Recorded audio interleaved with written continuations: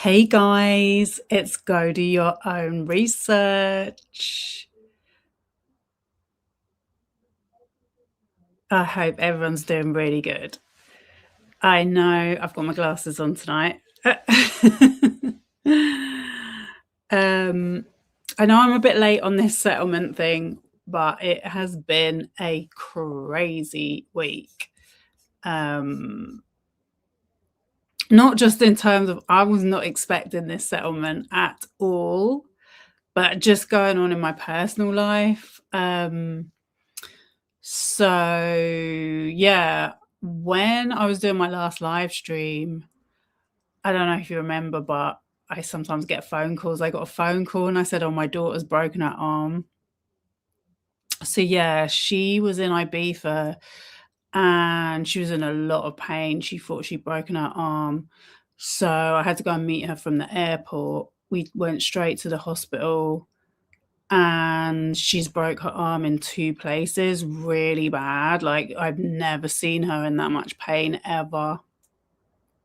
And so they did, they'd already done an X-ray. There was 2 breaks in Ibiza. So back in the UK, they said, "Oh, we need to talk to a shoulder specialist to see if we need to do an operation." So she's literally been incapacitated for the whole week with this like intense pain. Like, she can't do anything. So I've basically become a full-time carer.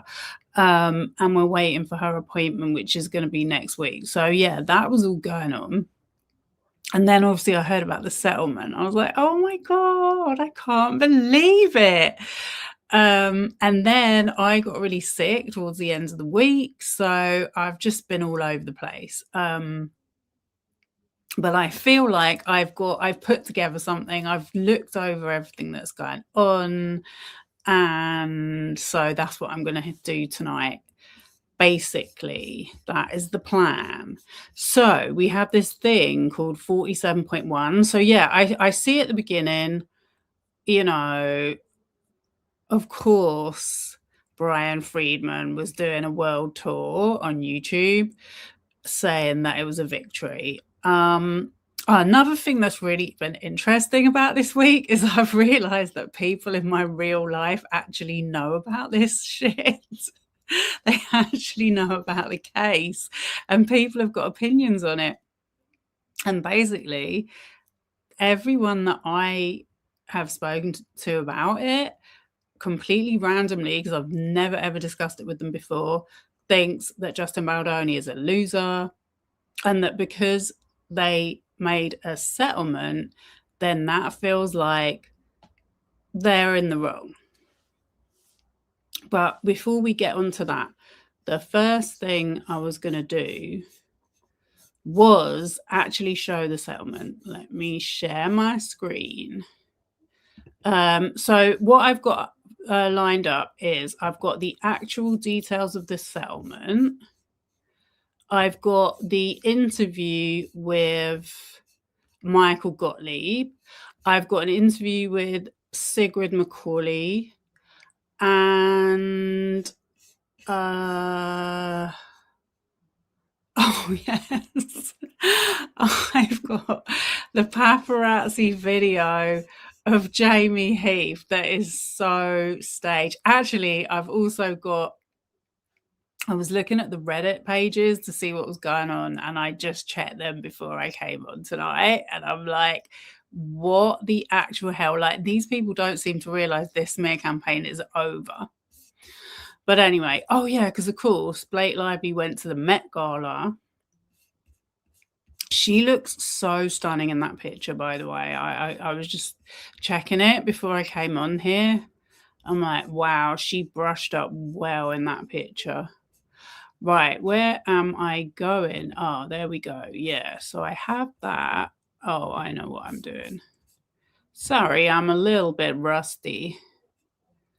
Wait, that's not what I want to do. I want to do that. There we go. Okay. So yeah, I thought we could read through the statement together because we do facts over here. There's been, oh my God, what else have I seen? I've seen one of the actors, one of the Baha'i bros, sorry, one of the actors, one of the bit parts, Justin's mate that was in the Baha'i group chats was going on Shesti Floor's show, and then he's gone on to other channels as well. I'm just like, oh, gagging at these people and how thirsty they are. Right.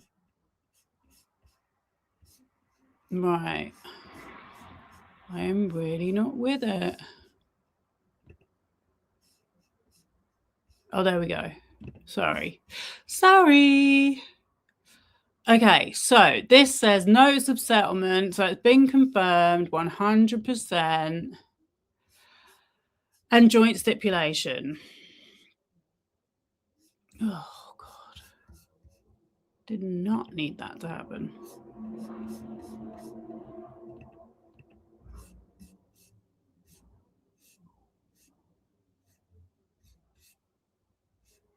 So it says notice of settlement and joint stipulation pursuant to a settlement agreement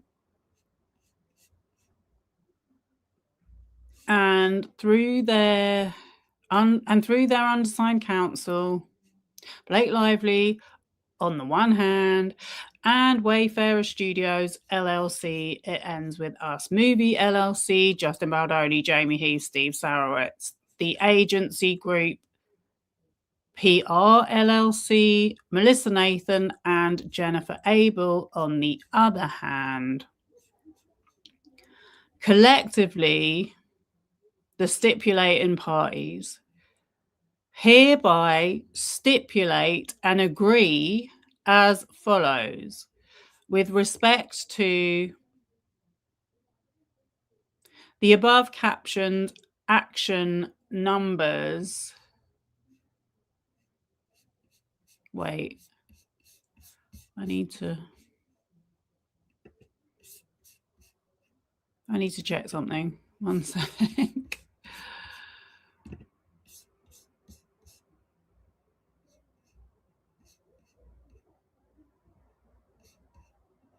The Lively action and the Wayfarer action, collectively the consolidated action. The stipulating parties hereby irrevocably waive any appeal of any orders in the consolidated action, including without limitation any appeal by the Wayfarer parties of the order on the motion to dismiss. 2.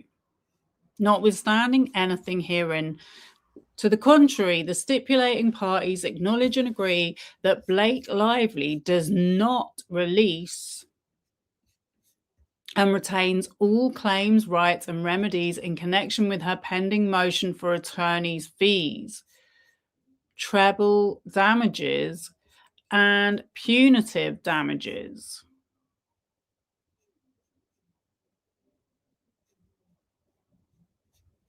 Under California's Civil Code, Section 47.1 in the Wayfarer action. The stipulating parties agree that the 47.1 motion is not withdrawn and remain pending before this court.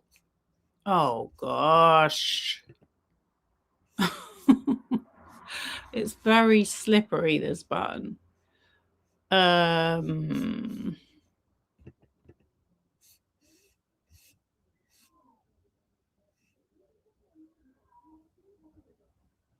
The stipulating parties further agree that they hereby irrevocably waive any appeal from the court's determination of the 47.1 motion.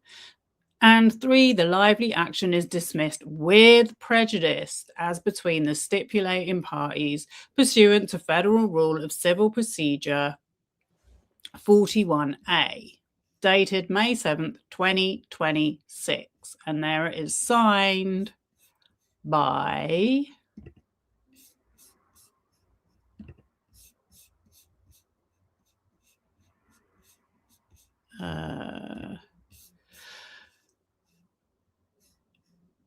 Ellen Garofalo and Michael J. Gottlieb, along with, well, on behalf of, I should say, all these people that we know only too well. We don't need to read them all out right now.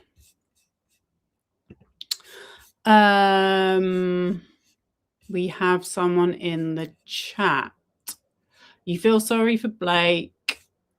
I'm sorry her ego is more massive than that dress she wore to the Met Gala last week. How can you have a law to help victims get money if the perpetrator was not found guilty? Well, funny you should ask that, Ozzy. We're going to actually get onto that right now. Seems unfair. Well, life ain't fair. Hate to break it to you. Right. So, next up,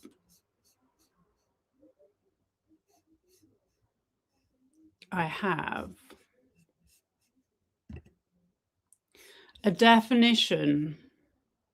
Actually, there it is. I have a definition of the California Code 47.1. California Civil Code, I should say. Current as of January 1st, 2025. Yeah.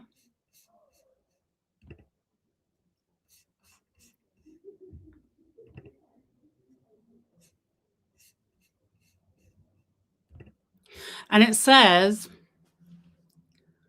a communication made by an individual without malice regarding an incident of SA, harassment, or discrimination is privileged under Section 47.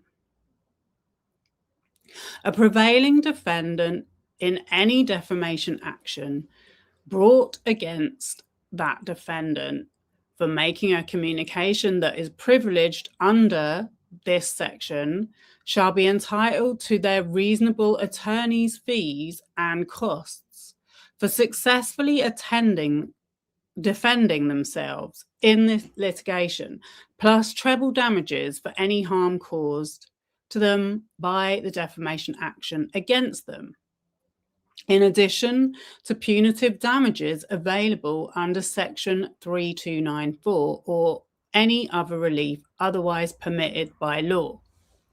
This section shall only apply to an individual that has or at any time had a reasonable basis to file a complaint of SA, harassment, or discrimination, whether the complaint is or was filed or not.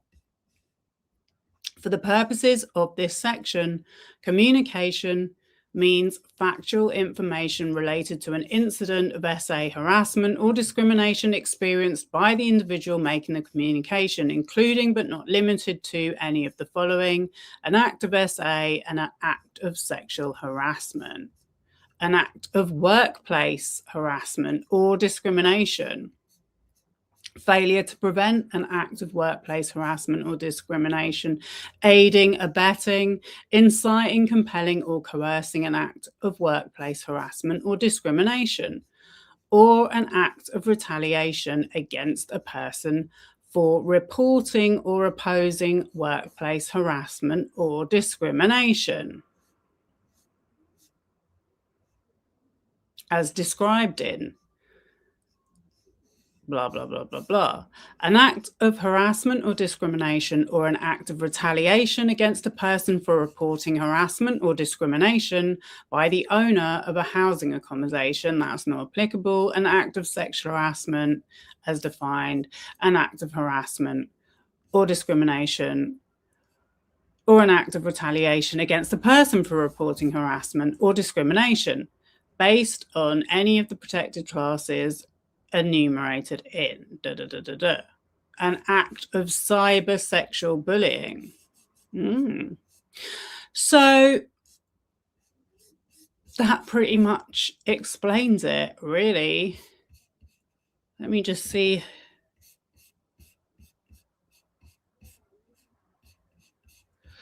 So I hope that answers your question there, Aussie 5050.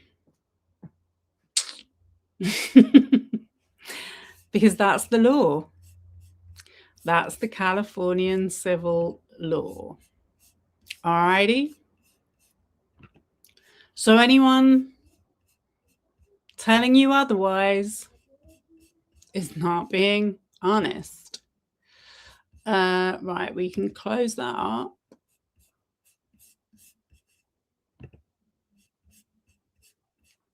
Now, we have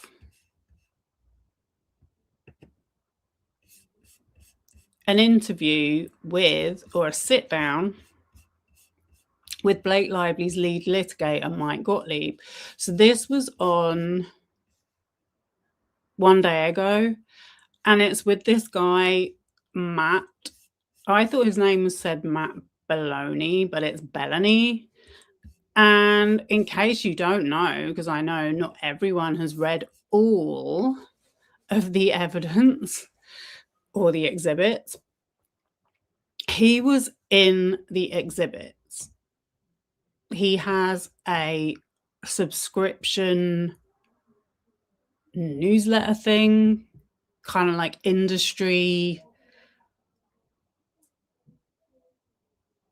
I don't want to say it's a gossip column, but it's inside info on what's going down in the industry that you have to sign up to. And Melissa Nathan was talking about it. She was like, oh yeah, this is my friend. And I saw his co-founder was blabbing about it being in the evidence on LinkedIn. So interesting that Mike Gottlieb went on there. He actually mentions that he's friends with Brian Friedman, I think.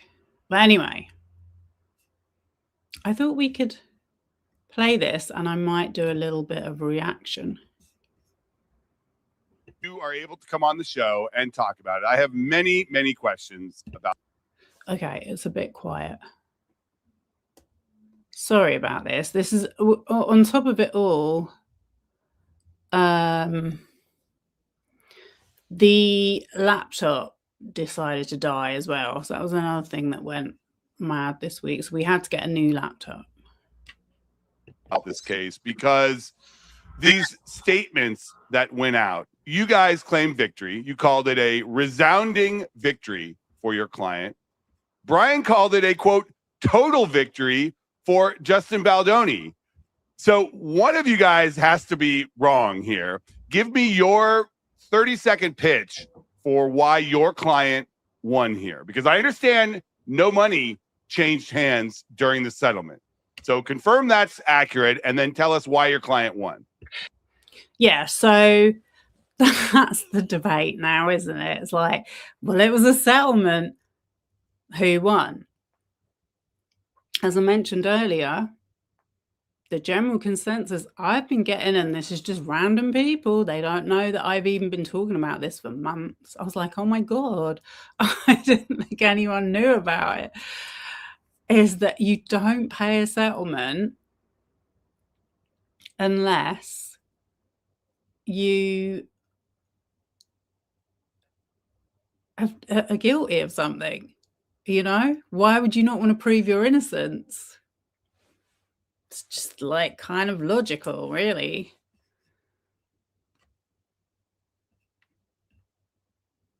So let me tell you why our client is happy, ecstatic with this settlement. The reason that our client is happy with this settlement is because it gives her the power and the opportunity to pursue what we believe is her most potent and powerful claim in a way that is efficient, in a way that is final, in a way that the defendants have no appeal rights over, and in a way that cuts off most of the noise that would be surrounding this case and lets it.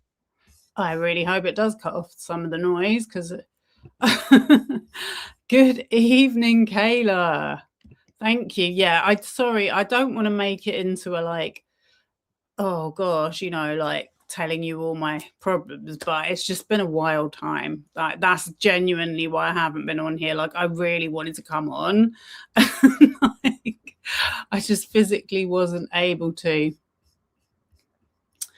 Right, let me get back to it.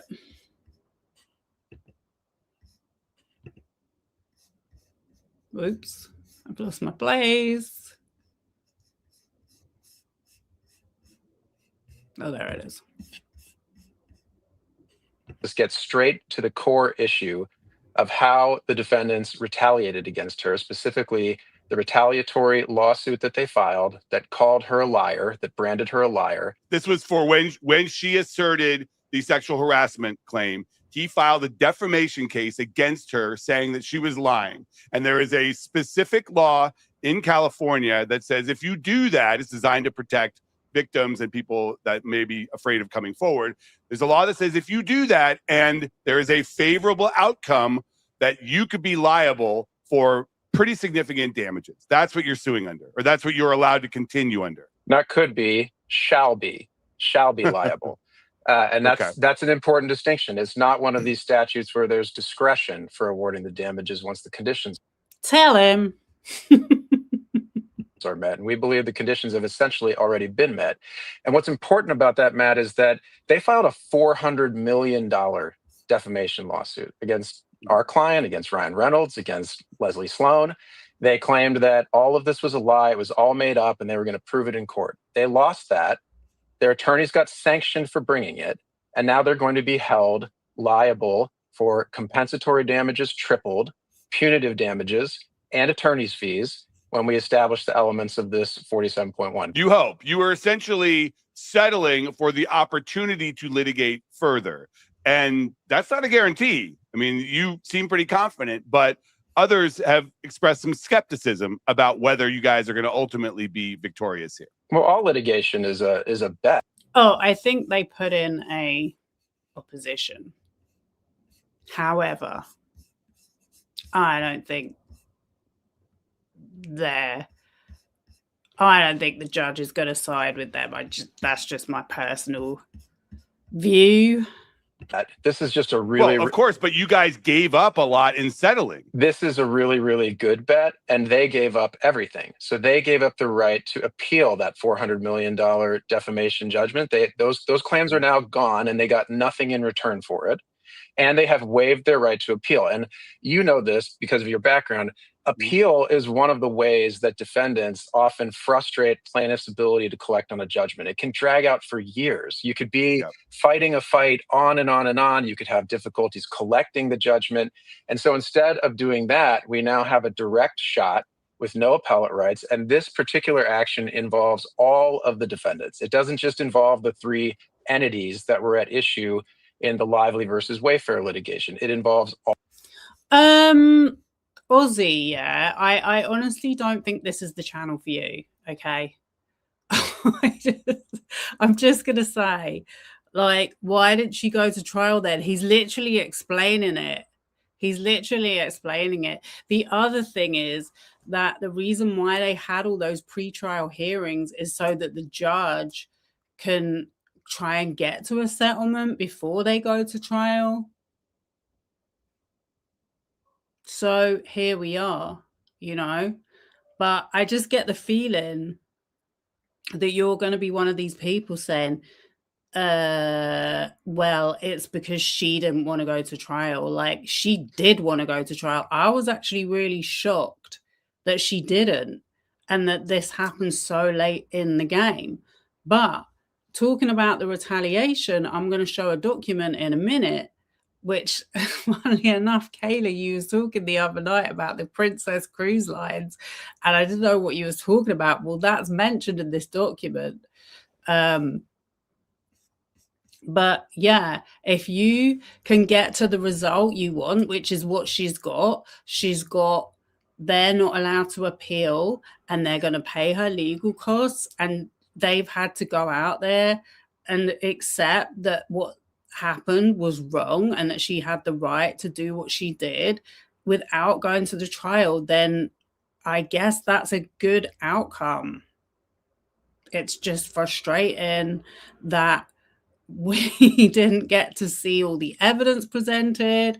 Like, I mean, at first I was disappointed, but as the days have gone by and I've listened to this man, I'm like, yeah, okay, I can see how we got here. Anyway, let him carry on. I'll get to the update on the cruise line.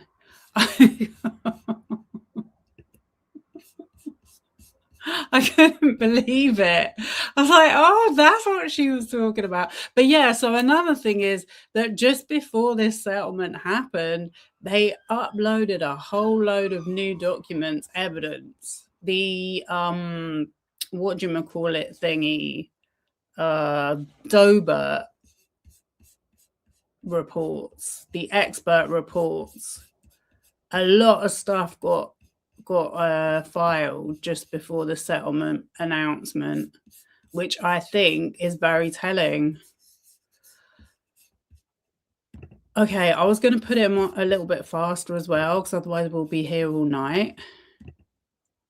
Let's put him on 1.25. All of the individuals and all of the entities. And so there won't be any issue here in satisfying a judgment, and there won't be appeals to drag this out and delay it. It means speed, it means efficiency, it means that this is over much, much sooner than it would have been otherwise. So what are you hoping to get here? Give me a best case scenario dollar amount that you could collect, and from who? So I want to step back from that, because this lawsuit has never been principally about money for our client. It has been about accountability. It has been about shining a light on this underground smear machine that retaliated against her for raising claims of sexual harassment and retaliation, and has harmed so many other people. And what you've seen since Blake stood up and brought this lawsuit is evidence coming out in our case that has led to information being used now in other litigations, the Nicholas case, the Amanda Ghost case. I was like, no, he didn't say that. Anyway, this underground smear machine has been exposed, and people are now on notice that if they see, if you see a mattbellanysucks.net website pop up, you're going to maybe have an idea of who might have put that website up. Oh, there are many, many candidates, including some of the litigants in your case.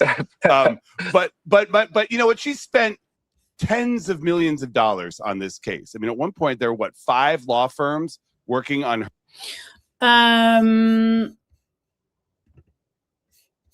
The trial would have been grueling. I can see why she settled. Yeah, I agree. I mean, she's already been through enough. And, so much evidence is now out there for people to fact check things. What I find really interesting about this interview as it goes on, I might skip past this bit. He's just asking him, why did you have so many lawyers? And Mike takes on every question. He's a pretty cool customer, but he's like, well, they had a lot of lawyers too, and we obviously had to get all this evidence together and present it on the docket, which takes a lot of people, which is fair enough. Nearly impossible to get an impartial jury. Exactly. I think as well, hate to say it, but it would have turned into a circus. I mean, look, I'm not as emotionally invested in this as some people are. I understand some people were very disappointed by this result. I was shocked, genuinely, because I wasn't expecting it. I genuinely thought it was going to go to trial.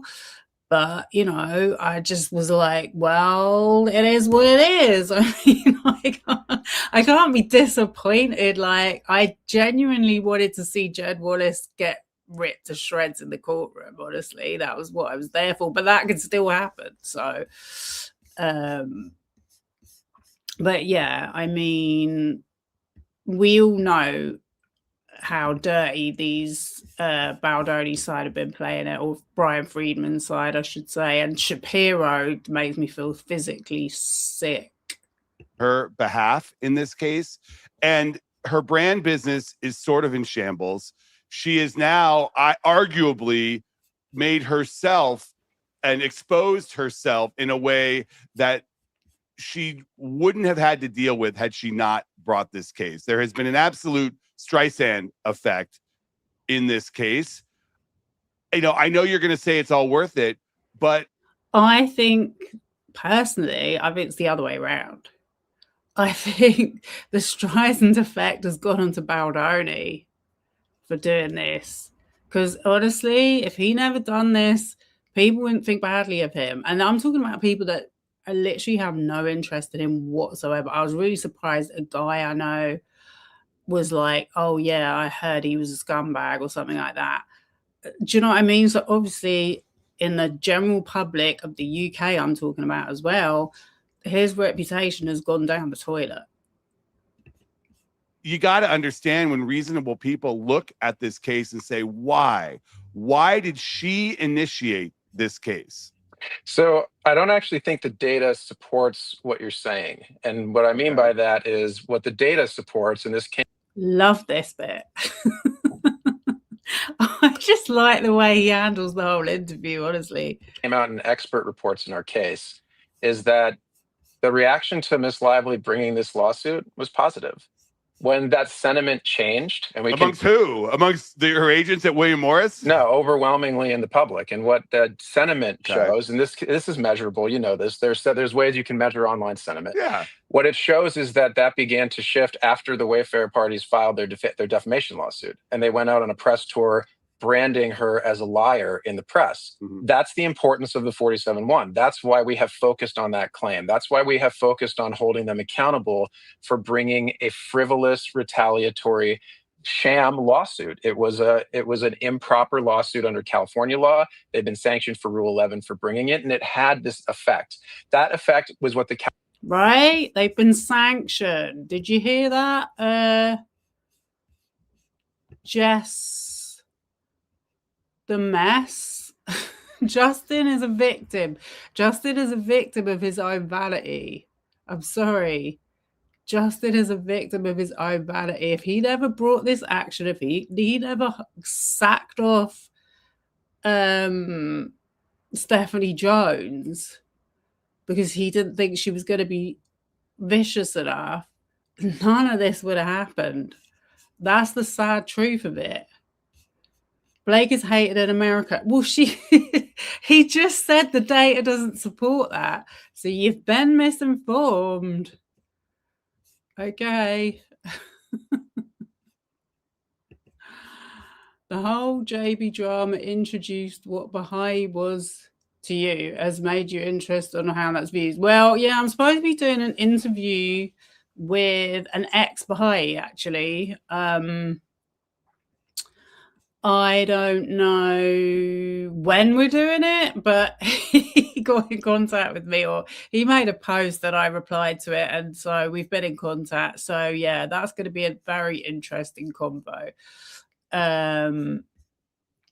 Hey Mandalay, Lively is not hated and Baldoni isn't a victim. He's been sued repeatedly for discrimination and IP theft. Thank you. Yeah, he's definitely not a victim other than being a twat. No, he's a fake. He's a fraud. He's a fake. If he carries on from now, I did read something about he's got some new project going on with someone that's known for being an abuser. So that's all going to have to be out on the table now. If you still want to support him, fine. But he's a fake. His whole brand was fake. And he doesn't give a shit about women. End of. California legislature sought to prohibit when it enacted Section 47.1. And so this is important not just for Miss Lively. This is important for everyone else that law was intended to benefit, because what people are supposed to be able to do, Matt, they're supposed to be able to file a complaint about what happens to them in the workplace with the administrative agency responsible for that without being afraid that some loudmouth lawyer is going to go out and file a 9-figure defamation lawsuit against them. That's why the California legislature passed the law. That's why we focused on the claim. That's why we're going to put our energies into enforcing it, holding them accountable, and collecting damages as a result of it. Okay, but you do. So I have heard people saying that, did Brian Friedman not know about this thing? I have no comment on that. Just in case for the people that have just joined the chat, I actually did show a definition of the 47.1 civil code at the beginning of the video. Just so we're clear, she's covered. She's more than covered. It covers sexual harassment, reporting sexual harassment, and retaliation against reporting. Have to at least think about whether there is some other strategy to rebuild a reputation than extended public litigation that costs tens of millions of dollars. That's what I think people look at this case from a business perspective and think this was a circus. And you probably did not anticipate the level to which Baldoni and his legal team would make this a circus, but it became one. And this trial, had it happened, would have been an even bigger circus. So I just don't like the way this talking point, it feels very to me like a warning to people, like, this is what happens if you dare to complain, if you dare to mess with the status quo. That's what it feels like to me. Like, the lesson from this case, isn't it that you have to think really, really hard? Like, who are you? Who are you to be telling him about the lesson? Is what I want to know. Hard before you initiate a case like this. If you are a major celebrity and you have brand businesses and a film career, and you want that to be what people know about you, not the back and forth bombs being dropped. I think you got to wait and see what we accomplish in our 47-1 before you write the final chapter of that book. But what I would say, Matt, is I don't think it's an option to sit back and let people assassinate your character and reputation with untraceable digital smear campaigns. I think when you discover that somebody has done that to you, that bringing that to light and holding those people accountable is important. And I think that what Miss Lively's lawsuit has shown is that there actually is a way to do that. You can shine a light on it, and that can have an effect on others. And like I said, if you have unlimited resources, for sure. Well, one of the reasons that, Miss Lively felt so compelled to stand up is that if they could do this to her, they could do it to anyone. And there are lots of people that don't have the resources to stand up and fight back. And that's one of the points of Section 47.1 and this law in California. The legislature recognized that most people don't have the ability to fight back against a large defamation lawsuit when it's brought by a large employer or somebody with a lot of money. And so the law is supposed to operate to protect against retaliatory lawsuits like this. Blake thought it was important to stand up for those principles. She still thinks it's important to stand up for those principles. That's why we've focused on this element of the claim. That's why we have moved to pursue this element of the claim. It is more powerful. It is faster.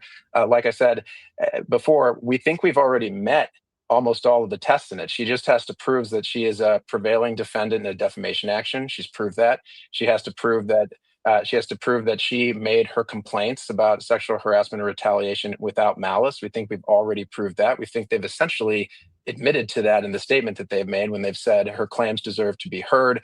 We think other parts of evidence in the case also bear that out. So there's not much left to do in this particular aspect of litigation except for quantify the damage that's been done to her. And I think that when that process unfolds, you're going to see a powerful tool of accountability that will shine a light for others that face this kind of problem. So procedurally, how does this? I don't like him.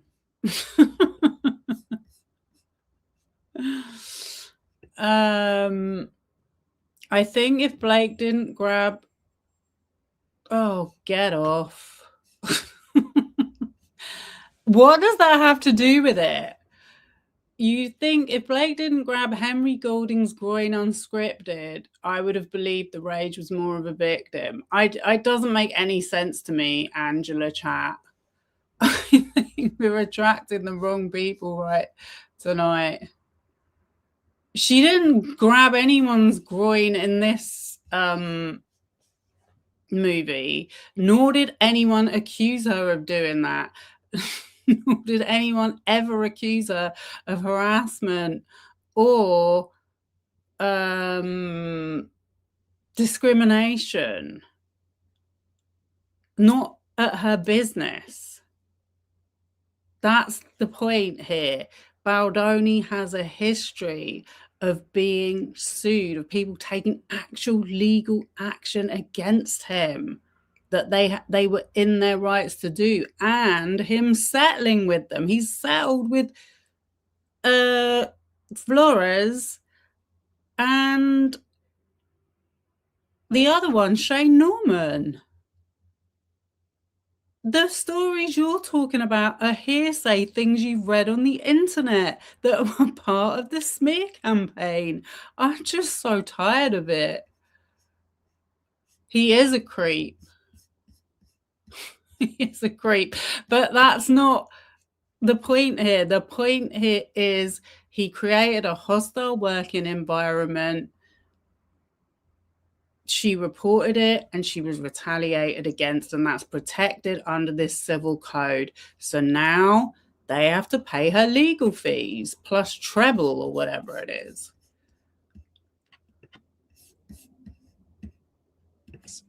Continue. Are we looking at motions filed within the month? Like, can we get a resolution by the end of the year?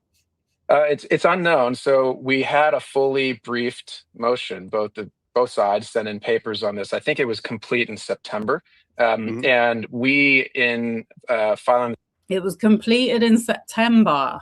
That's how long they've known about this. Settlement papers earlier this week, asked the court for leave to essentially submit a brief that it lays out a process for this moving forward. So it may take a little bit of time for the court to sort out how it wants to handle the issue, how it wants to hear evidence. The defendants may want. Anyway, there's certain posturing that. Okay, I just want to say this. Yeah, I'm not used to having so many interruptions. You believe that the producer from Another Simple Favor said that Blake Lively sexually harassed someone? Yeah, really? Was it on Popcorn Planet by any chance? That may occur by the parties as to how procedurally this should work going forward. But certainly the court's going to take some more evidence on the quantification of damages. There may need to be a hearing. There may need to be some kind of a trial on this. Oh, no, another trial? Let me just play that again. My ears pricked up. On this. Oh, no, another trial. Well, that is certainly a possibility in the 47-1, which is this is one of the problems with, what happened earlier this week in jumping the gun and going out, before the settlement had even gone onto the court's docket, and going out and starting to talk about, spinning the settlement in a misleading way. Well, you knew that was going to happen. Come on. I mean, the funniest part to me was that the settlement was announced the day of the Met Gala, just in time for Blake to attend the Met Gala. Was that strategic? I mean, both parties, the date of the Met Gala is public information, and both parties participated in the execution of the settlement agreement. So, I mean, but you guys have an interest in her. Might want to ask the defendants that question. No, I would ask Blake that question because she's the one trying to build back her brand business, and the Met Gala is the most important fashion moment of the year. Yeah, she's focused on living her life and moving forward. She's not focused on the ins and outs of, lawyer battles and statements in the press and things like that. I mean, she. Yeah, I think that her going to the Met Gala, while I have literally no feelings about the Met Gala, I obviously don't really approve about it. Just before I came on here, actually, I see that Salty Lynn has popped up out of the woodwork again. What's the name? The hairdresser one. she was talking about Blake Lively at the Met Gala, and I'm like, Salty Lynn, if you got to go anywhere near the Met Gala, you would jump at it. These people are just so annoying. She was the one that said she went to school with her, and she was like at least 2 years above her or something. But anyway, I just think that it's kind of like good timing that she got to go to it that night, because I know she looks. Yeah, I'll see if I can find it. I think she looks good at the Met Gala, but like, you know, one thing that I saw in the evidence, which was in one of the reports, is how much she gets paid to go to the Met Gala. In 2024, she got $300K to wear Charlotte Tilbury makeup to the Met Gala. Come on. That's what this stuff is about. That's crazy money. Crazy money. All these people like saying what she should do and what she shouldn't do. They're all in the same industry. That's what this industry is about. How much do you think Justin got for sticking that needle in his spine? The Met was mid. I agree. It was trash. I've not really ever been a fan of it. But Jeff Bezos taking it over is just the ultimate. It's just sickening, really. But 300K is 300K. I mean, this is how these people make money. I don't think you'd be hard pressed to find any ethical people to work with in the Hollywood industry. That's just how it is. You hope Blake can just get back to being a mum. Happy Mother's Day to all the mums. Thank you. We had Mother's Day a while ago here in the UK. But yeah, happy Mother's Day to the US mums. All right. Let's finish this interview. He is happy about this settlement because it allows her to move forward, because it allows her to focus on this particular aspect of the case, which is so very important to her and to others. She's not getting lost in these back and forth details of lawyers trying to posture who won or lost the settlement. Mm-hmm. She's very happy with it. We don't begrudge the other side if they're happy with it also. But what I would want you to do is to really focus not on what the lawyers are saying, focus on what the parties said, focus on the parties' joint statement. The parties released a joint statement. The parties said that Miss Lively's claims deserve to be heard. I'm sure that was heavily negotiated. And what does that even mean? I mean, it's so like both sides could use that to bolster their claim. You guys say it's an admission that something was wrong. They're saying it deserves to be heard, but it was ultimately never proven in court. But Matt, what deserves to be heard means what it can't mean is that they were fabricated, right? It can't mean that they were wholly lies. You can't simultaneously say this deserves to be heard and it's completely fabricated and damaging to people's reputations. Yeah. It means that they are admitting, whether they like it or not, or whether their lawyer likes it or not, they're admitting that her concerns, her claims were made in good faith, that they were genuine, that they were reasonable. Even if they disagreed with them, even if they thought they didn't rise to certain legal levels, they're saying they weren't fabricated. And that's a very important statement. But more importantly, the parties in issuing this joint statement, this is very different from the garbage that you're hearing from one lawyer in particular. You can say Brian Friedman. That's okay. The parties asked everyone to move forward constructively with the respectful environment online. Parties, Justin Baldoni, Jamie Heath, Wayfarer, Blake Lively, all asked for that. And that's what we're focused on. That's what Miss Lively is focused on. Who is the client for you? How much was Ryan Reynolds involved in the strategy of this case?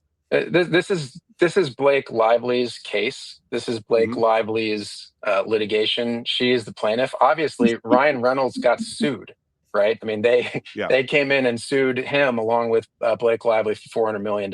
So there was a time when he was a party in the case that was, in our view, always frivolous. It was always designed to retaliate against Miss Lively by bringing her husband into the litigation, we think, in an unwarranted fashion. Their lawyers were sanctioned for some of the claims that they brought against Miss Lively and reprimanded for bringing those claims. That cannot be repeated enough. Like, I feel like he's kind of shutting down all the constant talking points that we keep hearing over and over. They were sanctioned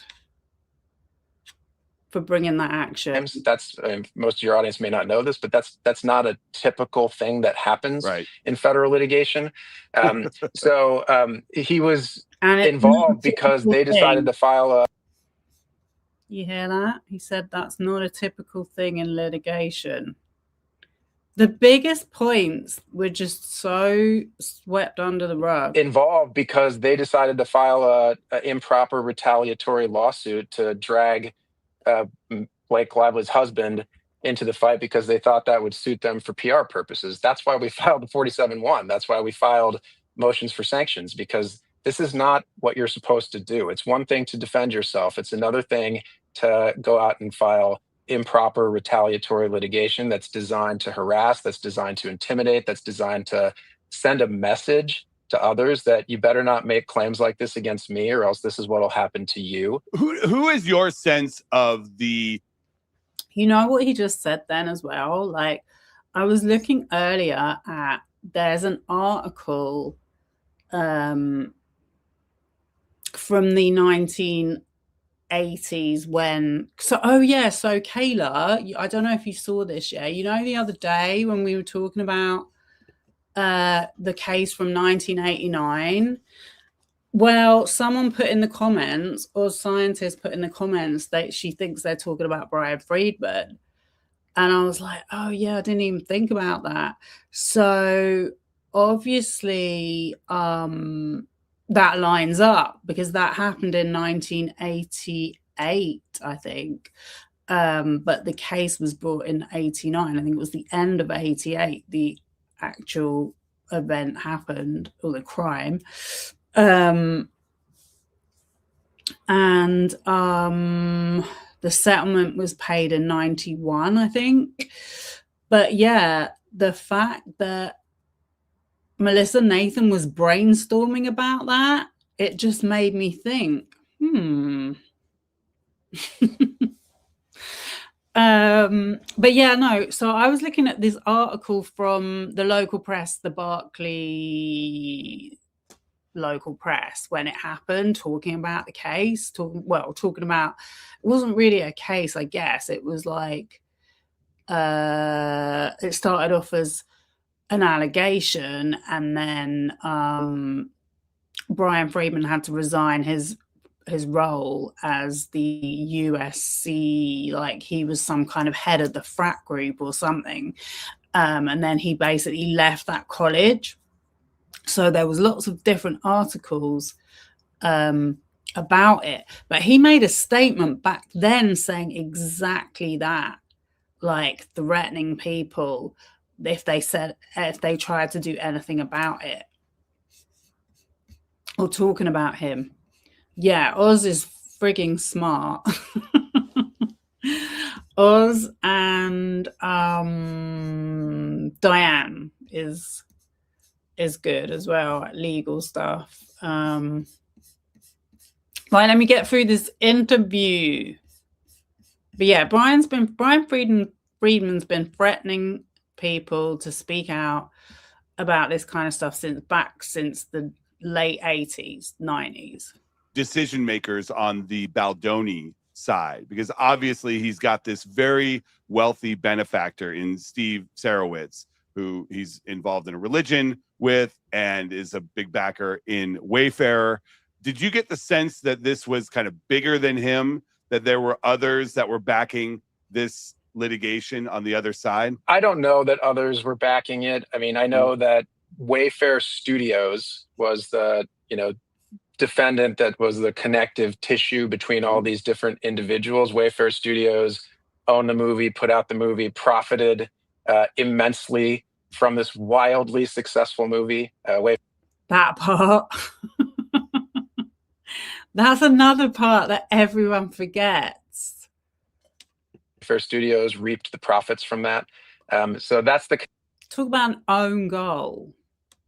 connective tissue between all of these individuals. Unfortunately, I have no insights into who calls the shots over there. I mean, in the case, we heard testimony that Mr. Sarowitz was the money behind the operation and that Mr. Baldoni was the fame. But beyond that, I'm not sure I have anything for you. And who gets sequel rights in this settlement?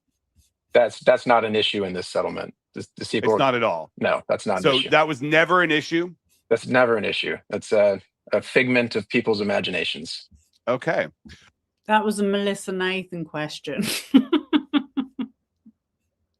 It really sounded like it. Or, oh, you know what I was thinking? I would love someone to interview James Vatushka. Why were there 5 law firms working for Blake Lively? Oh, yeah, right. I don't think we need to do that bit.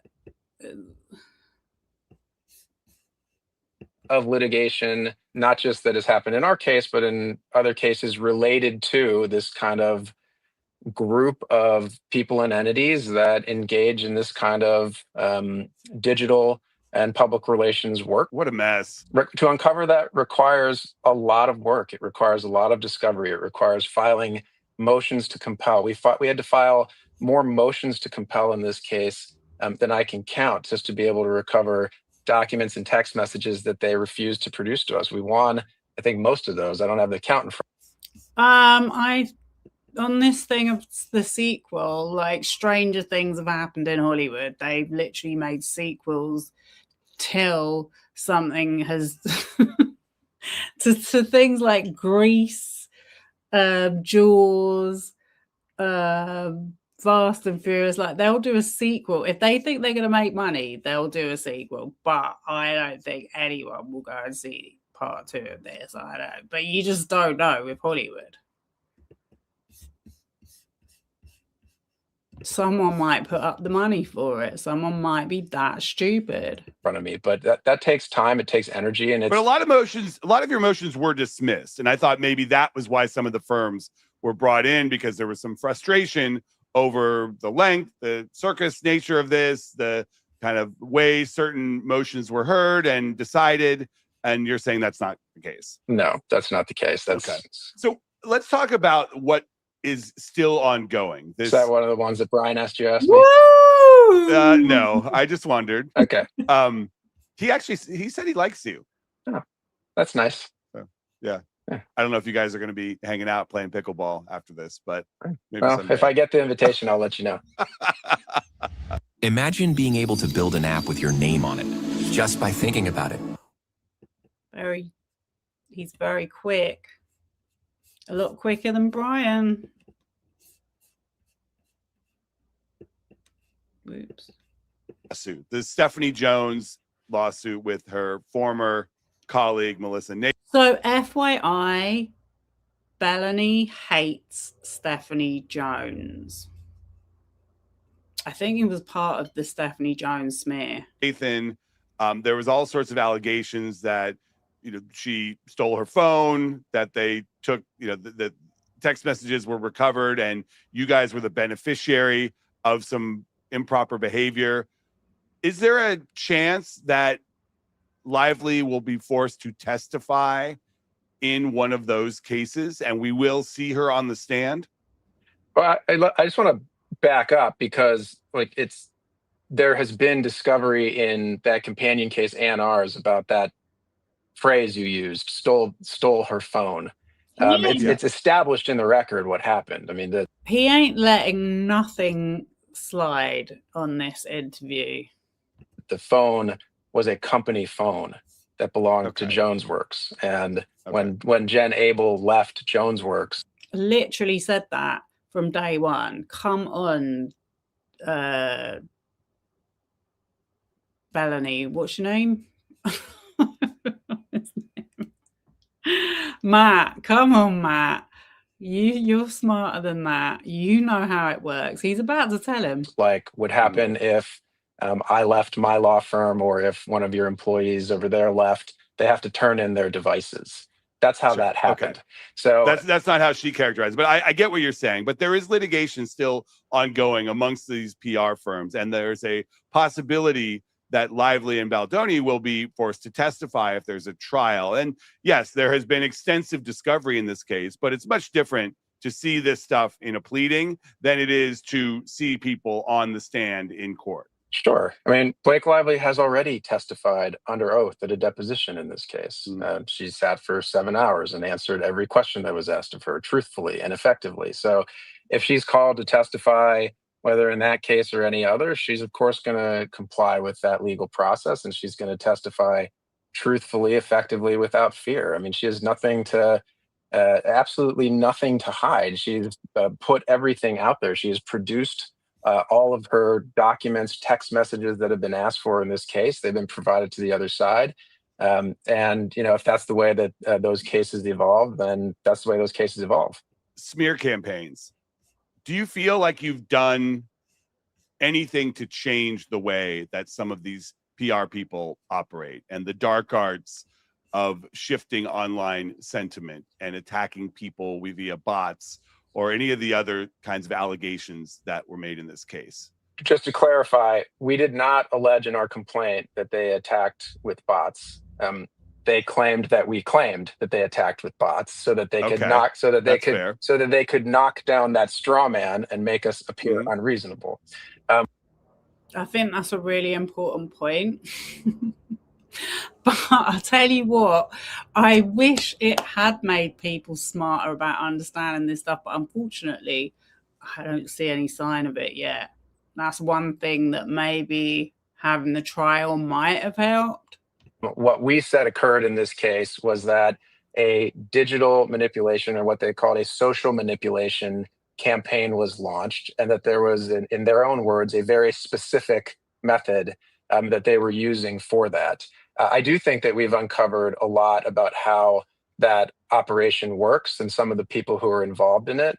As I mentioned before, there's now ongoing litigation in other cases involving the same people for engaging in the same type of, again, in their words, social manipulation, or the attempt to manipulate essentially algorithms that exist online that affects what people see. Are you being serious? Well, I will say, Ethan Klein, I don't really know too much about him, but one of the people he sued, which was Ryan Kavanagh, he's definitely involved in that ADL shit. I'm just saying. And he made didn't he make a website against him, like, that he looks like Harvey Weinstein or something? So he is, I don't know, fair game to a lot of people, I would say.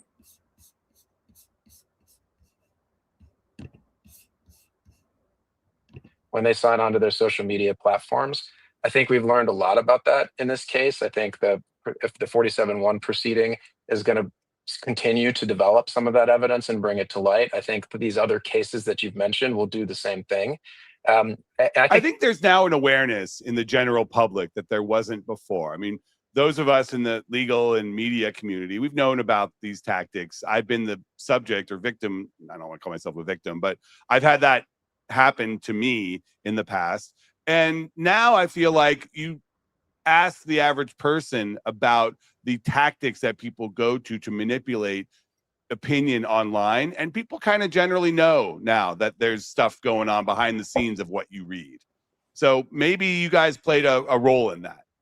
Yeah, I think we did. I hope we did. I know that was one of Miss Lively's goals in bringing this litigation, was to shine a light on what these kinds of companies and individuals are capable of doing. And it's not obvious to most people that when they open up their Facebook app or Instagram or TikTok or whatever, that what they're seeing is being, essentially manipulated. Somebody's got a thumb on the scale, and that everybody hates Amber Heard. Why does everybody hate Amber Heard? Well, it's not just that. It's also just like, why am I seeing a certain video pop up at this moment in time. And we know now that one thing that can be done is you can manipulate the comment sections of a post in a way that increases or appears to increase user engagement with it. And that then causes more people to see it. Oh, Craig, are you listening? I don't know who Craig is. Ethan Klein joked about making a website, but a lot of the recent stuff about him is deliberately misconstrued to justify harassing him. You don't think he's completely innocent, but an easy target? I mean, I would say I see a lot more stuff about his enemy, Hassan Piker, than I do about Ethan Klein. I know there is a lot of negative videos about Ethan Klein. I don't know. I can't really say. I'll just have to go along with what you're saying there. But he definitely inserted himself into a lot of a mess along the way. What was I going to say? He's a bit of a male Alexa Nicholas. Right, I think this interview's nearly wrapped up. We have to get the comments to be nicer on the town. Down bots. No, I think what you see actually is it maybe doesn't even matter if they're nicer as long as it's more. And if there's more engagement and more active engagement within the comment section, suddenly that post is showing up in a lot more people's feeds. And if that's done in a sophisticated, coordinated manner, and it's done at the same time, you have people out placing stories and backgrounding and influencing reporters, you can really have an effect on a narrative in a way that I think a lot of people haven't appreciated before. And if that's what our case does, is it alerts people who are involved in these kinds of real-time situations what to look for, then we're very happy with what we've accomplished here. It's also kind of a check. I feel like this stuff was going on underground behind the scenes and then exploded in with your pal public, and it might cause these crisis PR people from engaging these consultants the next time around, or putting all this stuff in email where they're going after someone to try to smear them, and maybe say, you know what, I saw what happened in that case, I'm just not going to go there. Whereas before, it's like you do whatever you got to do to help your client, or the next guy is going to get the job. Maybe there's a shaming factor. Or maybe it encourages people to engage in all of the perfectly reasonable, legitimate ways to boost visibility of a message, right? Yeah, whisper campaigns. What happened to old-fashioned shit talking? You know, that still works. What I'm saying, Matt, is there are perfectly open, transparent ways of carrying a message, right? A press release, a statement that gets issued, having a conversation in an interview. There's lots of ways of doing that, and there's lots of ways of doing it in ways that aren't traceable. And what people might think twice about moving forward is it really worth it to try to manipulate the comment sections of a TikTok post, or try to manipulate the upvote or downvote count in a Reddit forum? Is that really worth it in order to score a few extra points in terms of likability online? I'm not sure it's worth it, and maybe I hope we've sort of sparked that introspection and conversation, and I hope that what we continue to do will do the same. I don't know that I am convinced that you guys are the winners here. We just have to see how this plays out. Right, so that's him. Yeah, I was going to say about Ethan Klein. He was the Reddit king. So I don't know. Yeah, Reddit is a strong theme of all of this smearing. The internet can ruin you if you allow it, make all cases much more complicated. I mean, I still feel like, okay, talking about this smearing thing, yeah, like people saying they've learned lessons, right? Okay, so just recently, I see a whole load of stuff about Katy Perry. Now, I don't know whether what was being said about her was accurate or not, but it just felt a bit like everyone just immediately jumped into it, didn't really have a lot to go on other than it was one person saying it, and then it was like someone else said it, but then I heard that the club owner was like, that's not what happened. So I don't know. I just don't see people taking their time with stuff, which is what they should do. It's just this rush to like jump on every single story that I think is so toxic, that would be a good lesson to come out of this, especially amongst the communities that are supposedly supporting Blake Lively. I'm just saying. Anyway, so this was the exhibit that I was going to quickly jump to, which is very relevant to what a lot of what he just said. So this was the Betty Buzz, Betty Boo's November 2024 confidential report. So what I gathered was that the people that run her Betty B companies, they didn't really know about the ends with us stuff. They just knew that something was going on, and then they found out like later on. So that was kind of what alerted I think Blake Lively to this being a real problem. So I thought this report was really interesting, and also because if we skip down a little bit, we've got here Princess Cruises. So apparently she had a deal with Princess Cruises lined up, and they noticed that there was something going on with her brand reputation. Anyway,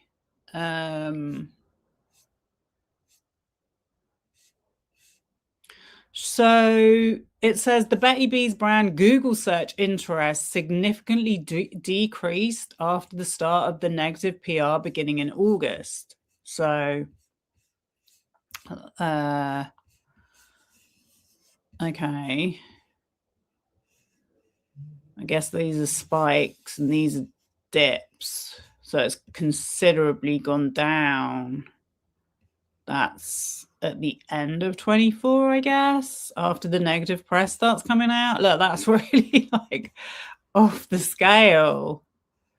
I wonder what the peak was.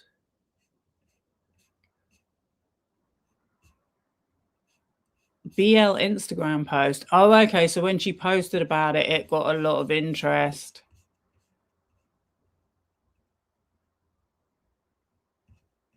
Betty Booze and something.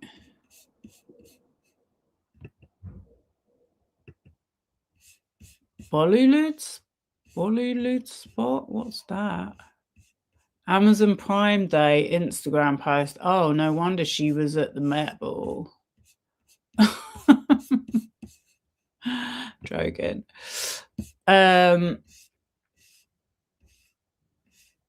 Okay, so these are pretty definitive. Before mid-August, Betty Buzz was growing strongly on Amazon compared to last year. This trend has reversed since, and the brand is declining versus prior year. Significant is what I meant. There's pretty significant differences here. Look, that's crazy. That's July 1st to August 15th, 23, 24. Yeah, so that's before, obviously, It Ends With Us came out.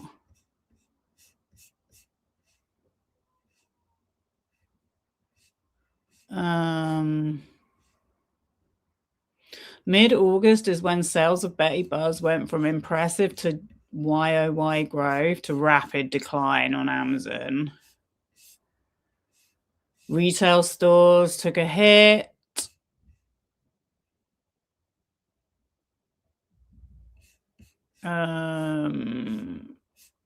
significant slowdown in sales. So, well, this is where they must be getting these figures for how much she was suing for. It seems to be a pretty heavy impact on her brand. It's crazy. Look at that. 23 to 24.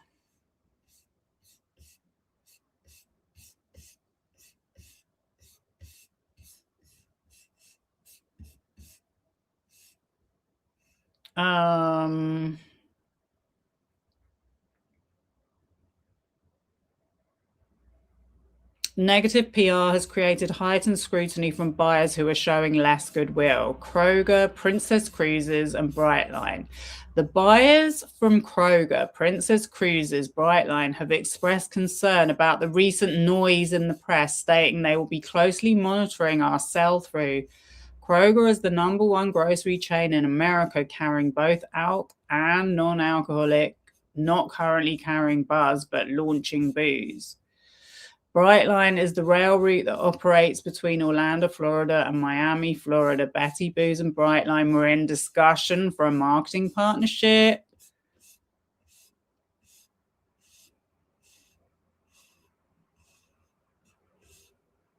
I think Princess Cruises, we're going to be carrying the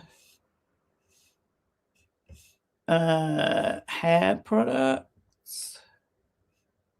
Or am I getting confused? No, they weren't. Sorry. Ignore me.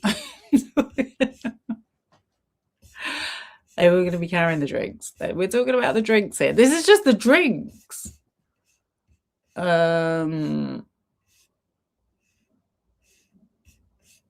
Okay, so these are pretty comprehensive. We don't need to look at all of it, but anyway, this was stuff that hit. Look, negative comments have plagued our social media comments. I mean, speaking of negative comments, another smear campaign that that anyone that watches my channel regularly knows that I take a big interest in is Michael Jackson. Yeah, so there was a new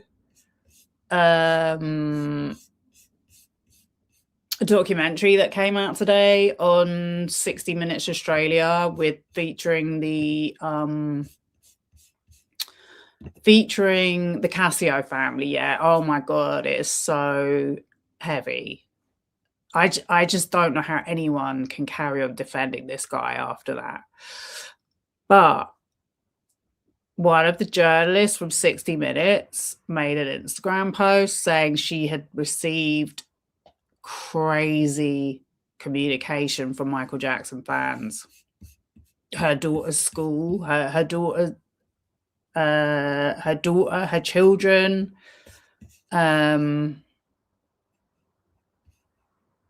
really wild, insane communication from people because she's doing her job, a journalist. You're assuming the snark mods is just him suing the snark mods is justified. It's a good chance they're behind the CPS call, not to mention calling him a genocide lover. Look to this way. Okay, fair enough. You don't want to be fucking around. Well, the Reddit mods. Yeah, we were talking about that the other day with that guy that got fired or got booted.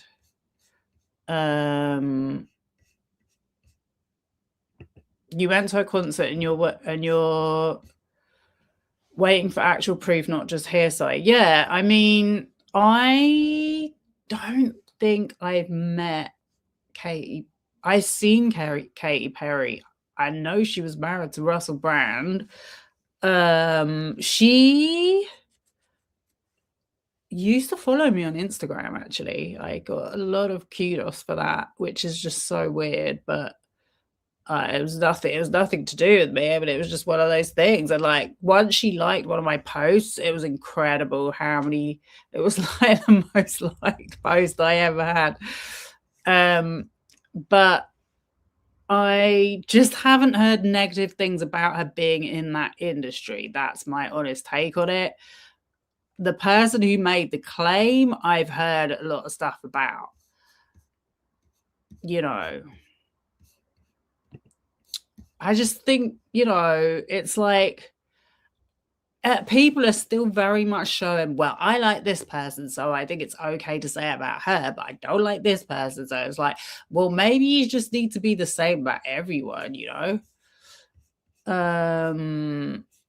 Faith Philosophy is starting a series on MJ's predilections, deconstructing the legend status he has.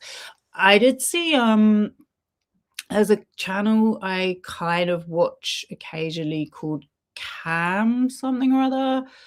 He did a negative critique of the film. Basically, well, it was fair. He just said this isn't a good this isn't respectful of Michael Jackson's legacy. Like, this is a poor film. It's like an advert. It's like just promo songs. They've done a disservice to him as an artist. They haven't shown his pain. They haven't shown his struggles. They haven't been honest about it. And he then did another video today talking about some of the comments he got. I could do one myself on the comments I get on my Michael Jackson video, which is doing pretty well. Like, the views are doing pretty good.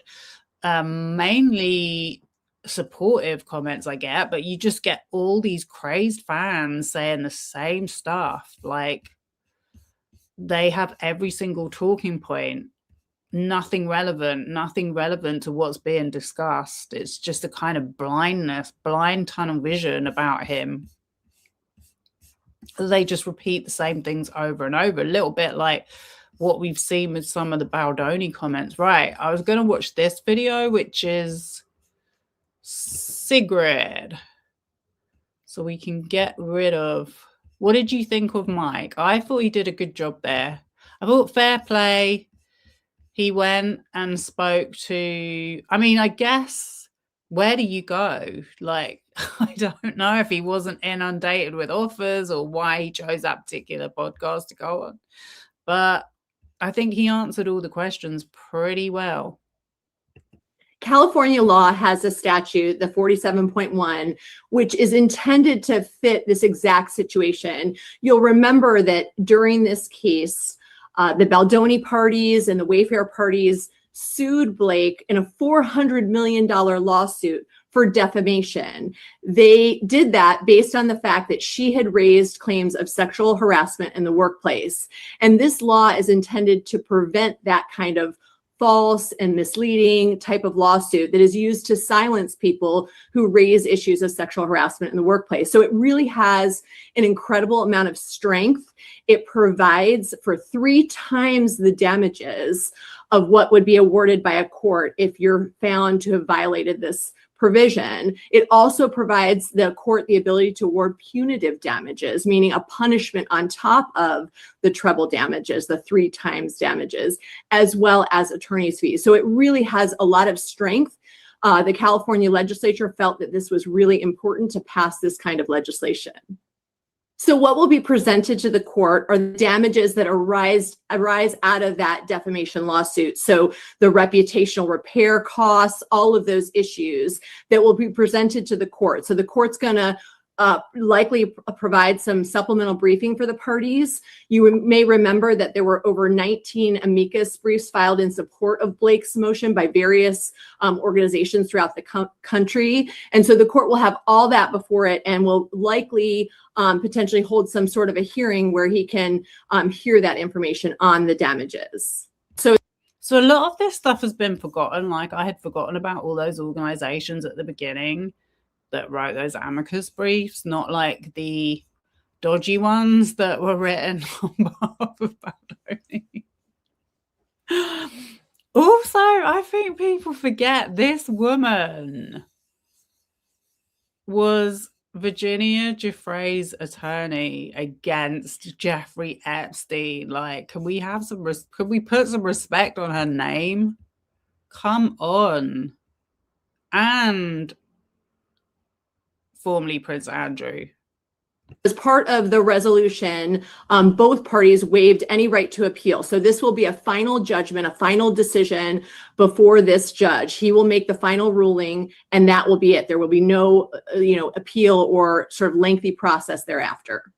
The judge can allow a variety of things. The judge will have the briefing of the parties before it, and all of the supporting briefing of the various organizations who wrote in support of Blake and this law. And then the judge can hear testimony from a variety of the parties if the judge so allows, as well as information from expert witnesses about the damages. So the judge will really dictate how this will proceed.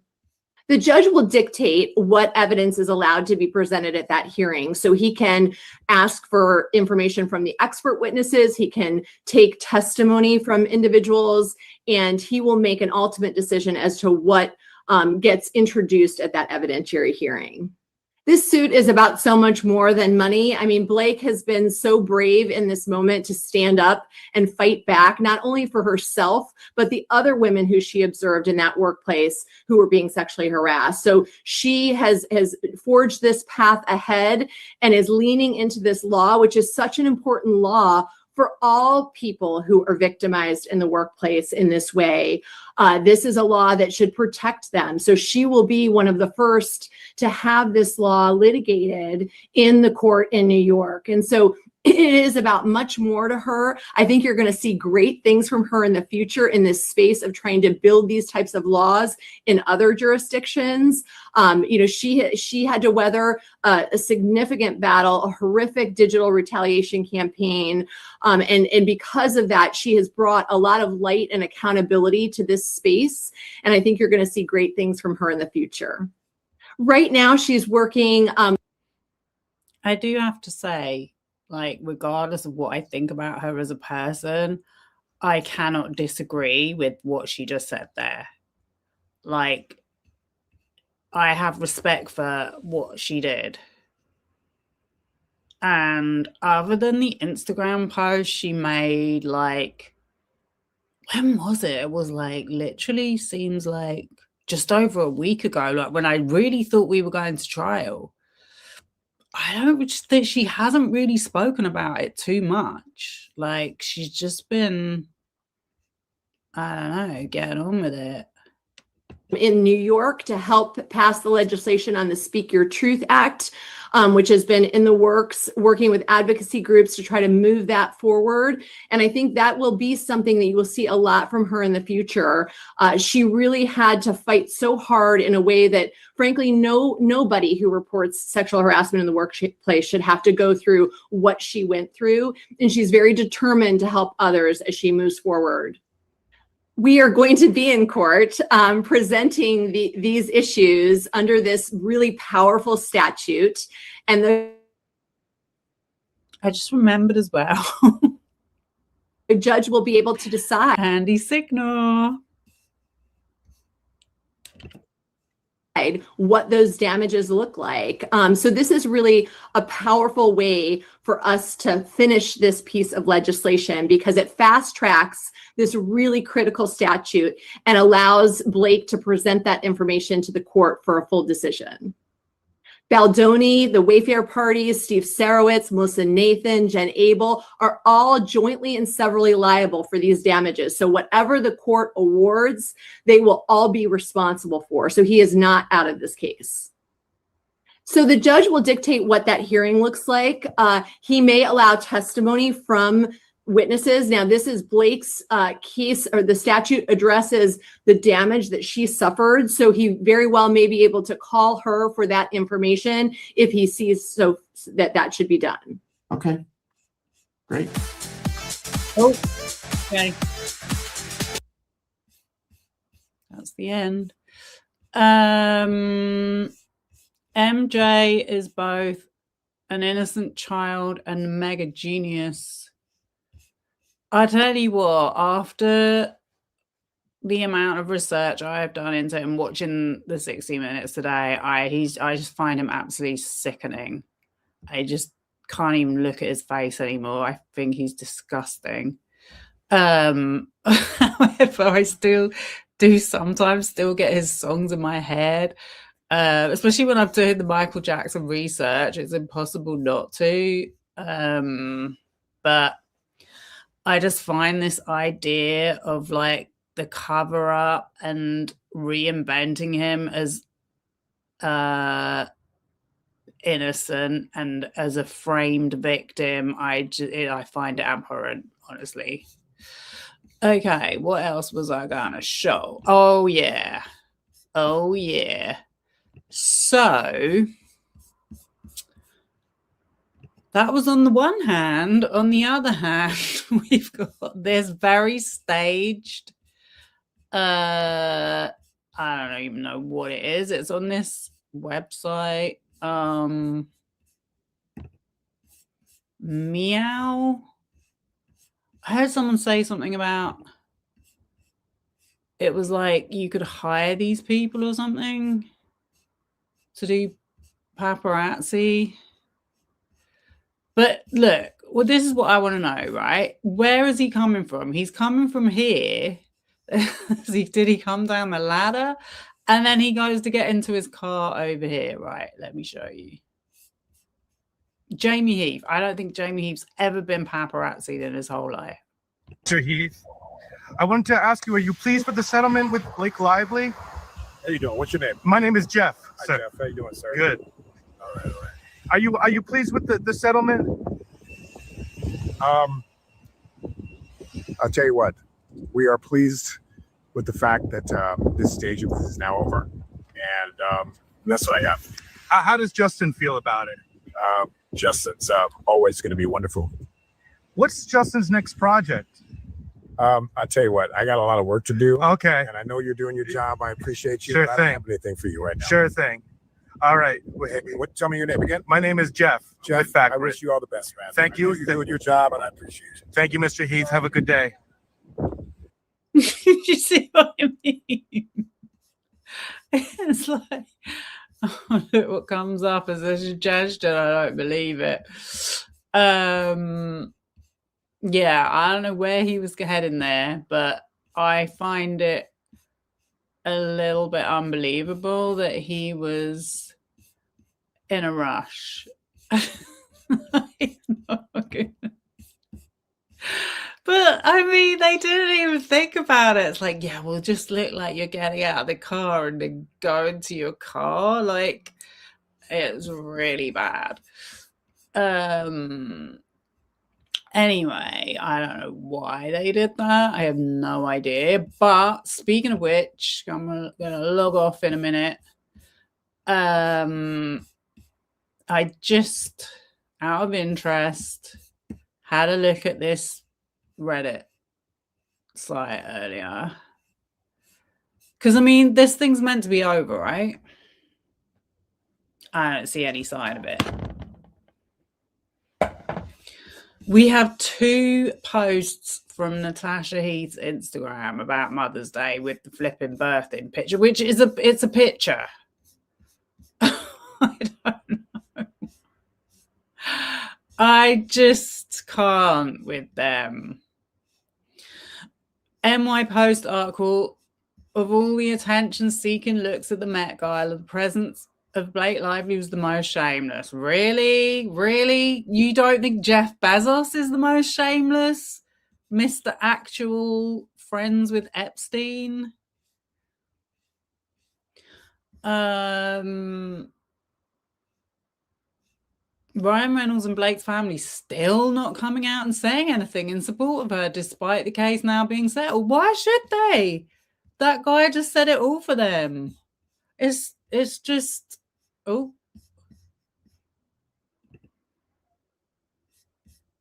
It's just being negative for the sake of it. Stop trying to dox me.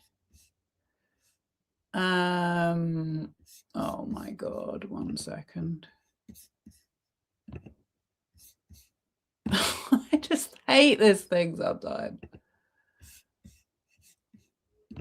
Right. It just logged into a random account.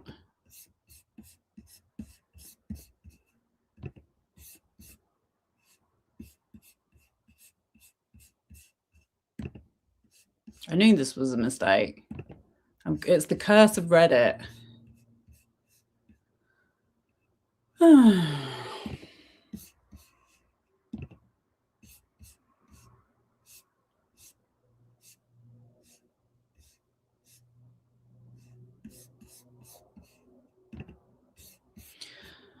You was a big fan as a young lady, but had a predator in your own family.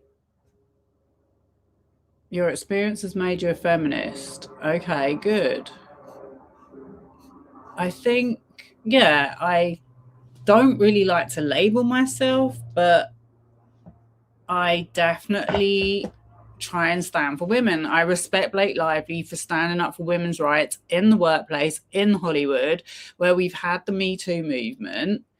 You know, we're supposed to have had change. Justin Baldoni made content in support of the Me Too movement. He made out he was an ally. He clearly wasn't. She reported it. And we've had all of this. It has been crazy. It's been unprecedented that she's received this much of a backlash. I genuinely think that. I don't even think that should be a feminist. It's just being a decent person that's saying, actually, you know what? This shouldn't be happening. They act like Blake showed up wearing a fur coat made of puppies. I can imagine that there was a lot worse outfits than what she was wearing. I actually thought she looked beautiful. Her face and everything, flawless. Absolutely frigging flawless. Like, she looks better. That's one of the best pictures I've ever seen of her on that red carpet. I'm not too sure about the dress. I love the colors, but I'm not really a fan of the style of it. But I'm not a fan of the style of any of the dresses on there. All right. Where was I? Right. So they've not said anything in support. What's this? Who's this? These are all new. Look, 2 hours ago. Settlement nearly didn't happen. Blake Lively and Justin Baldoni's settlement nearly collapsed over the one cause. Naughty but nice Rob. Who the hell's he? He's new on God. Zach Peter. Oh, God. Oh, I meant to put it on. I always put it on new so I don't have to. Where is it? I put the new filter on because otherwise you get Zach Peter floating to the top. I noticed Brian Friedman didn't go on Andy Signal's channel that I know of. By the way, someone told me in the comments of my Andy Signal video that I was obsessed with Andy Signal because I'm not even sure how many videos it is.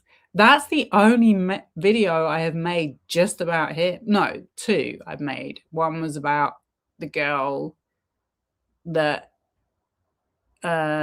he suggested get onto OnlyFans and downloaded all her pictures and made it into a folder on his computer. But that still was talking about OnlyFans as well. That was when I really found out how bad he was. I didn't really know up until then. It was from doing my interview with her, but yeah, I found the comments interesting. I just think a lot of these people that have been watching his content don't use their brains, genuinely. Was Brian Friedman sanctioned? Yes. There she is.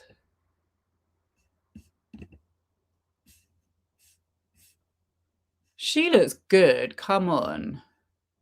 Come on.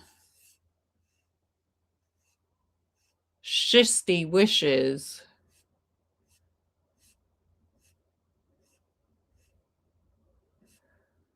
Yeah, it's not my cup of tea, but she looks good.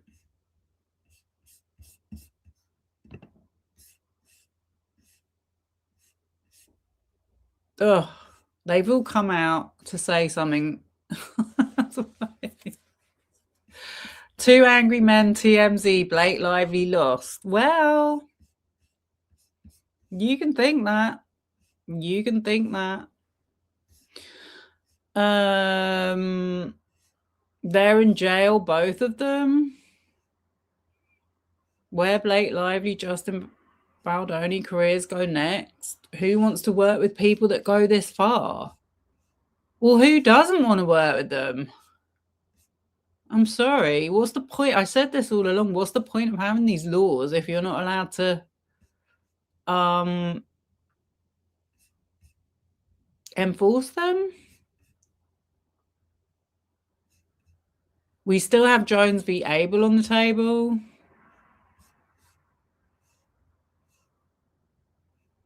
Blake Lively and Ryan Reynolds have closed out their bot farms.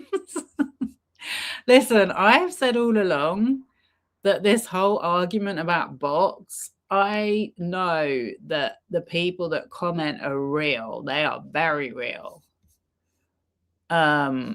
Bot technology and alt accounts are definitely used to enhance upvoting and engagement. That's been an admitted fact. It was some of the evidence that was going to come out in relation to the other clients they had. And you know what I don't feel has gotten enough attention as well, and like something I've focused on for months and months and months and months, is Melissa Nathan's other mainstream clients, Jake and Logan Paul. These are influencers to children. Just not enough has been said about this, how they're using this spyware and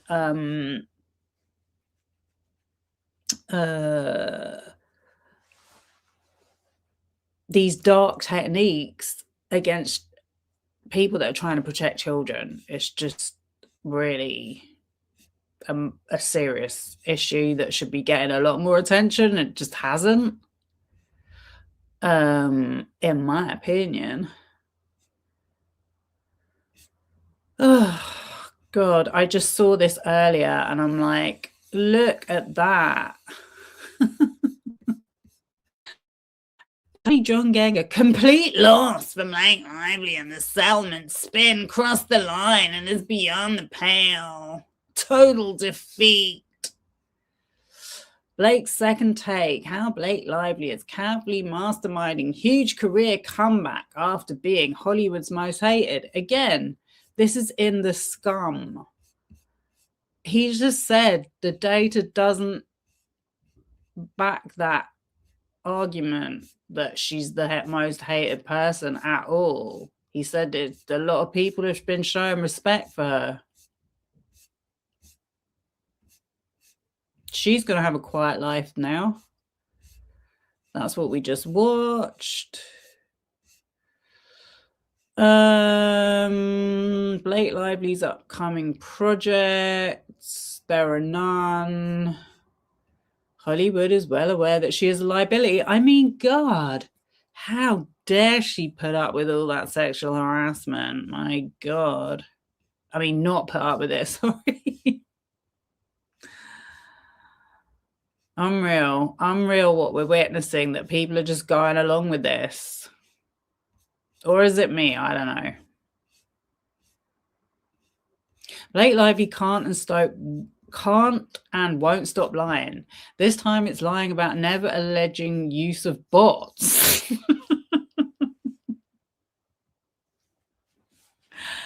You know what I think people don't pick up on is the fact that bots are on these platforms.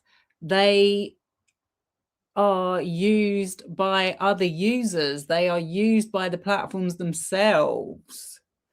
So the point is, you can't really prove who the bots are paid for by. They're just there. They're just there, you know. Once you create an account, it's pretty hard to get rid of it. Is this the biggest smear campaign?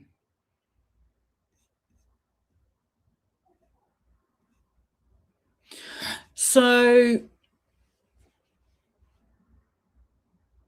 oh my God, when there were initial theories that Lively never wanted to go to trial and her main intent was to change the narrative against Justin with the lawsuit and the New York article. Her main intent was to change the narrative against Justin with the lawsuit and the New York article. I don't think that was her main intent. The article was titled, "We Can Bury Anyone Inside a Hollywood Smear Machine." There was clearly one side that sacked off their long-standing publicist and hired a dirty, lying crisis PR that works for Jake and Logan Paul,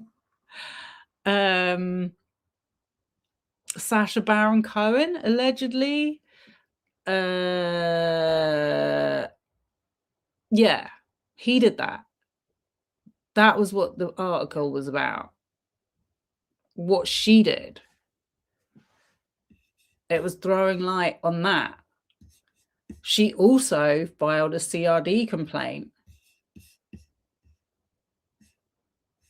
When I started researching Justin Baldoni, I couldn't find anything negative about him. So to say that there was a smear campaign, show me the evidence of that smear campaign other than that article, which I don't even think really was about him. Really.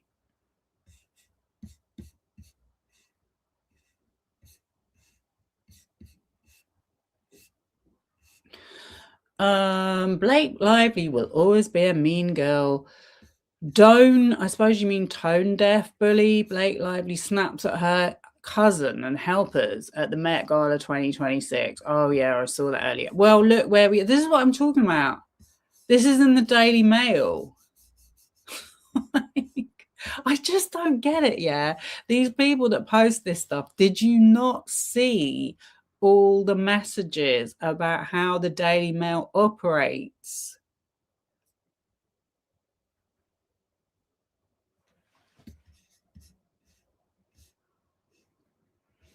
Ugh. Oh God, they sent a post. This is all since I've gone live, because I didn't see any of this previously. Oh, they're dissing Sigrid. Oh, crazy days and nights. Jesus. Okay, I've had just about enough of this. I didn't think it was this bad, but I feel like this smear campaign is never going to end.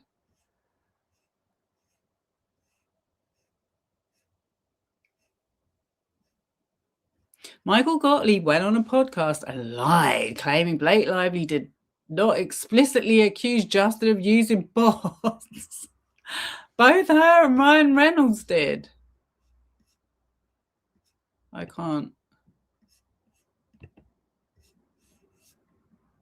He has an entire machine and team and bots prepared for this. None of us do, not even Sony, because none of us had anything to hide.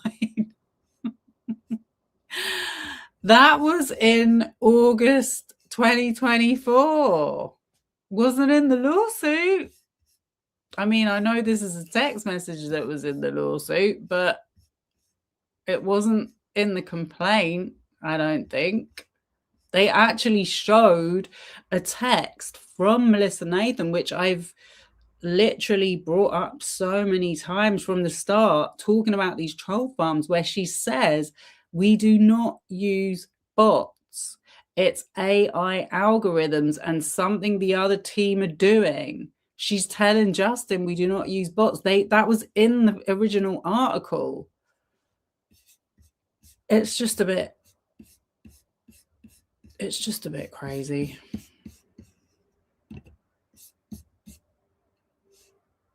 Anyway.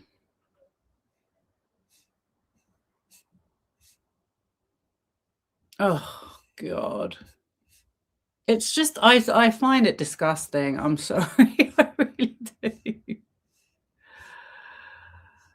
Oh, I'm sick of seeing her.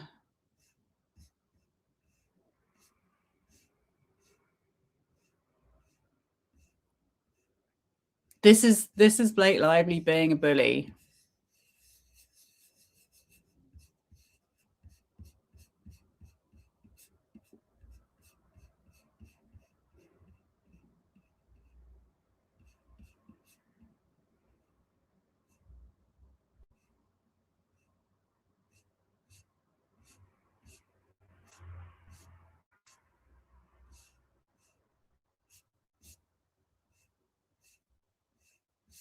Oh, a positive article.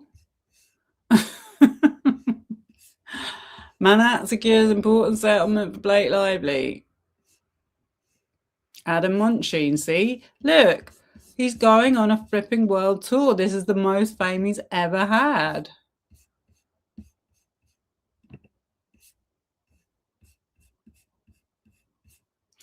Have to go was an eye-opening chat for me. You were a flip-flopper on this case, but I see that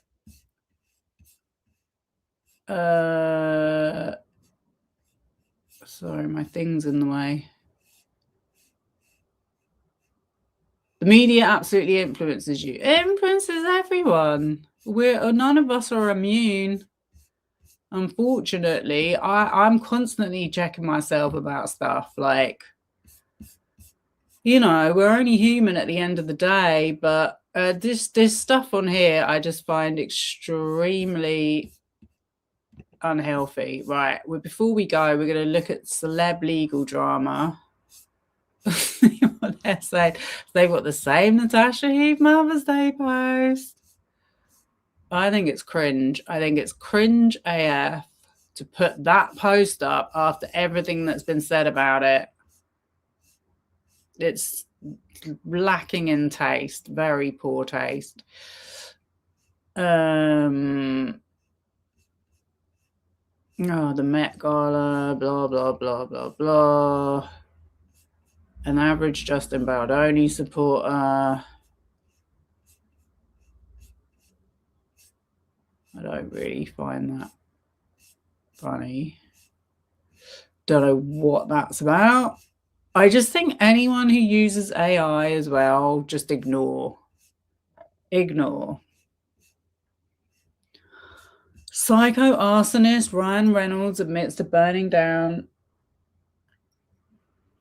his school as a child with Maureen Callahan. Sirius XM. I'm like, just look at the stores.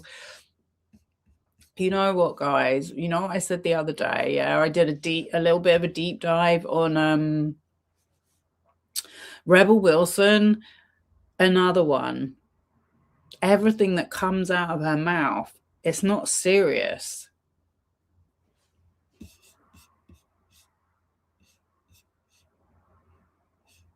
Pro Baldoni content creator Lethal Lauren, oh yeah, I saw this earlier, reveals her connection to Justin Baldoni.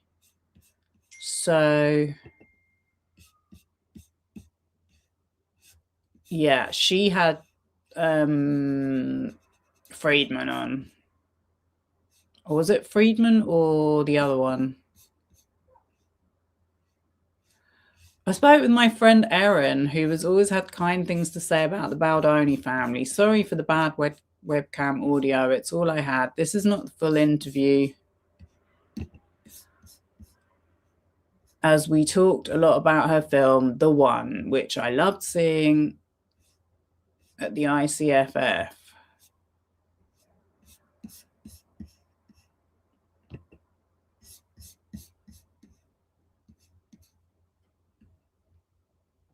Oh, you didn't see that. Sorry. I thought it switched.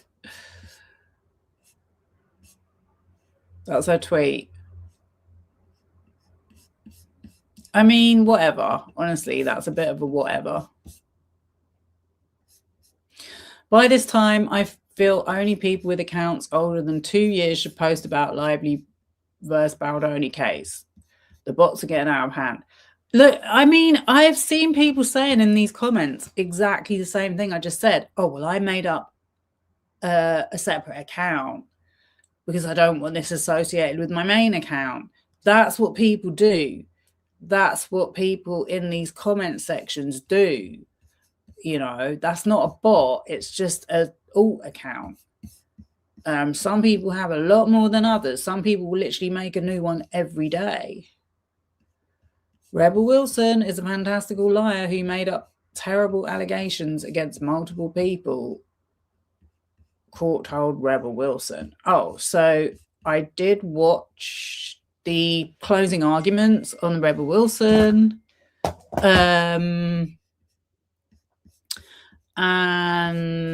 yeah, we're waiting to see how that's going to go. But I find it very interesting that people accept that Rebel Wilson is a liar.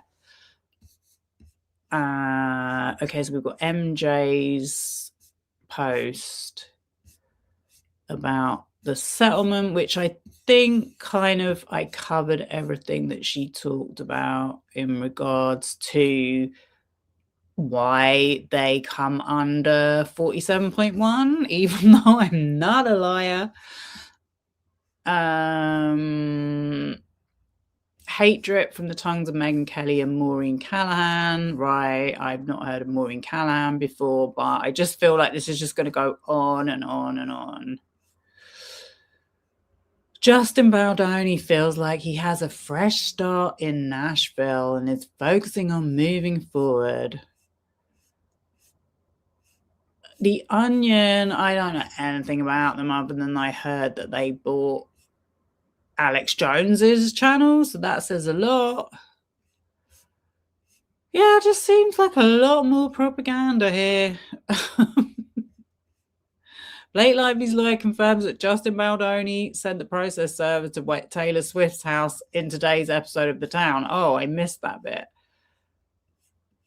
Oh, it was after I clicked off.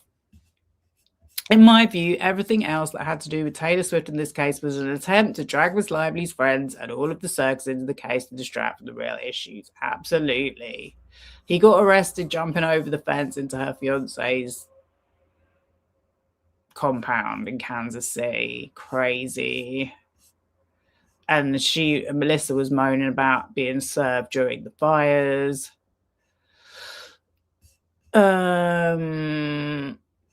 Okay, blah, blah, blah. I think I've covered everything. I've had a text say I gotta go and help. And my caring duties are required. But yeah, I think that's about it for tonight. I hope everybody enjoyed it. Yeah,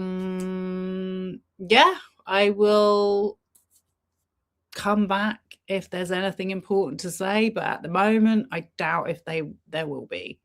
There are still other subjects that I talk about, so I definitely will still carry on talking about them and doing my own research. Have a good night, everybody. Thank you for joining. Bye.